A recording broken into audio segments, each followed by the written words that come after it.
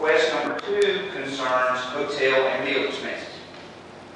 During this time, every time the mayor would attend a meeting at the DCA in Atlanta, he would receive a $105 per diem for hotel and meals. In fact, if you look in the packet of information on the DCA forms, I mean, it specifically states, and I quote, "This daily per diem allowance is in lieu of payment for actual expenses incurred for meals and lodging."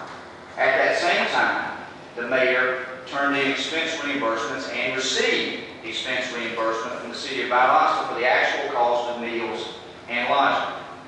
Request number 2 is for the city council to request the mayor to refund the amount he received for meals and for hotels because he got a per diem for those exact same expenses from the DCA.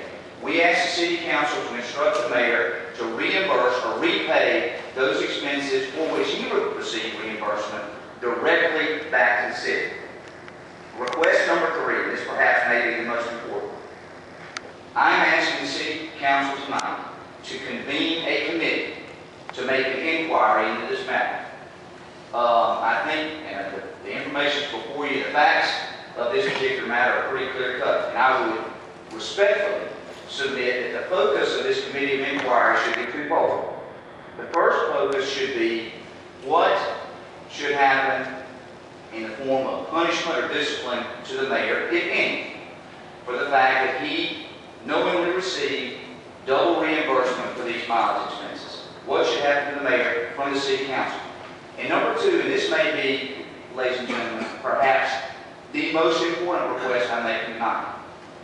I would respectfully submit to y'all that the second focus of this committee of inquiry should be what procedure, what protocol can the city implement to make sure nothing like this can ever happen again.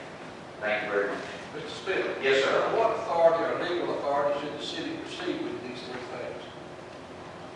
Mr. Taylor, first of all, I think as far as item number 1, the mayor was going on DCA business. He repaid funds to the DCA that he was legally entitled to. And do I have a specific code section or case that says the DCA's got to pay the city back? No, sir, I don't. Isn't that now a subject of investigation by the district attorney's office?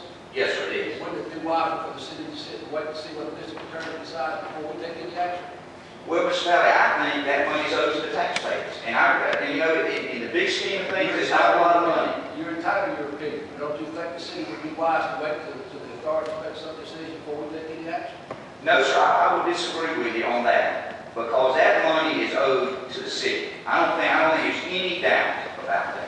The money's already been paid. I haven't looked into the matter as much as you have, and I didn't have a copy of all the stuff you furnished mayor and council, but I will look into it. Yes, sir. Second is, I don't know that we have any authority, as you mentioned under number 2, I don't know authority that we would do that.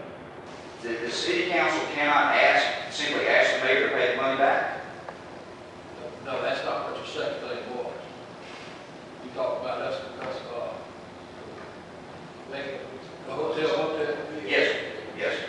That was item number 2, was for the city council to instruct or request, however you want to phrase it, the mayor to pay the city back for those expenses for which he received rightfully a per diem from the DCA. He didn't pay the per diem back to the DCA. So what we're asking is the city council instruct him to pay the reimbursement he got for actual charges for hotel and meal back to the city.